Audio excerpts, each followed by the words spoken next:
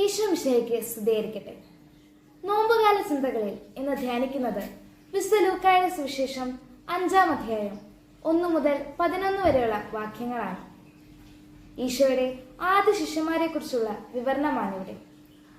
ആദ്യ 4 ശിഷ്യന്മാർ ആരൊക്കെയായിരുന്നുവെന്നും അവരുടെ ജോലിയും അവർ ഈശോയുടെ ശിഷ്യന്മാർ ആകാനുണ്ടായ സാഹചര്യവുമല്ല കൃത്യമായി വിവരിക്കുന്ന ഈ ഭാഗം വിശുദ്ധ മത്തായിയുടെ സുവിശേഷം 4-ാം അധ്യായത്തിലും വിശുദ്ധ മർക്കോസിന്റെ സുവിശേഷം 1-ാം അധ്യായത്തിലും കാണാൻ കഴിയും.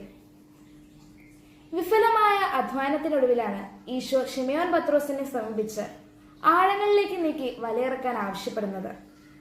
രാത്രി മുഴുവൻ അധ്വാനിച്ചിട്ടും തങ്ങൾക്ക് ഒന്നും കിട്ടിയില്ല എന്ന യാഥാർത്ഥ്യം തുറന്നു പറഞ്ഞുകൊണ്ട് ഗുരുവിന്റെ വാക്കുകൾ അനുസരിക്കാനായി മാത്രം ആഴങ്ങളിലേക്ക് വലയിറക്കുന്ന ശിമയോന് ലഭിക്കുന്നത് 2 വള്ളങ്ങൾ നിറയുവോളം മത്സ്യസമ്പത്താണ്.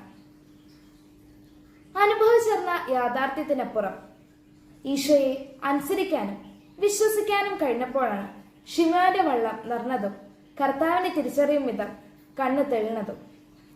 നാം കാണുന്നതും കേൾക്കുന്നതുമായ യാഥാർത്ഥ്യങ്ങൾക്കപ്പുറം വലിയ നന്മകളുണ്ടെന്നും അവ തിരിച്ചറിയണമെങ്കിൽ ഈശോയിലുള്ള വിശ്വാസത്തിൽ ആഴപ്പെടേണ്ടതുണ്ടെന്നും നാം തിരിച്ചറിയണം. സ്വന്തം കഴിവുകളിൽ മാത്രം വിശ്വസിക്കുന്നവർ തീരങ്ങളോടടുത്ത് ആഴം കുറഞ്ഞ പ്രദേശങ്ങളിൽ വലയിറക്കുന്നവരാണ്. അതുകൊണ്ടാകാം ജീവിതം മുഴുവൻ അധ്വാനിച്ചിട്ടും കാര്യമായ നേട്ടങ്ങൾ ഉണ്ടാക്കാൻ കഴിയാതെ നമ്മിൽ പലരും മുന്നോട്ടു പോകുന്നത്.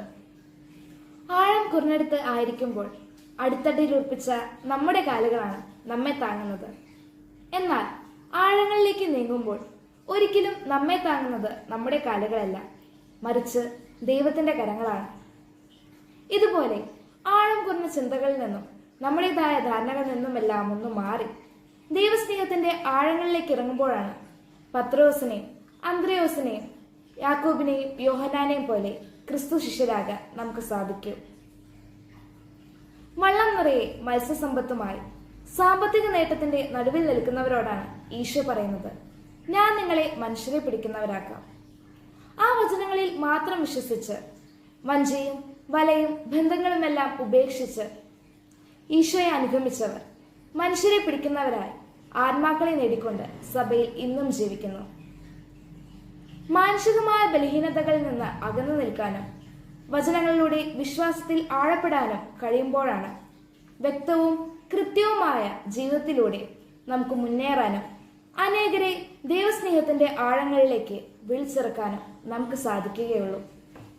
ഈശോയുടെ പാദങ്ങളെ പിന്തുടരുന്ന നമ്മുടെ കാൽപ്പാടുകൾ പിന്നാലെ വരുന്നവരെ ഈശോയിലേക്ക് അടുപ്പിക്കാൻ തക്കവിധം തെളിച്ചമുള്ളതാക്കണമേ എന്ന പ്രാർത്ഥനയോടെ നമുക്ക് കാൽവരിയിലേക്ക് നീങ്ങാം. ഫലദായകമായ ഒരു നോമ്പുകാലം ഏവർക്കും ആശംസിക്കുന്നു.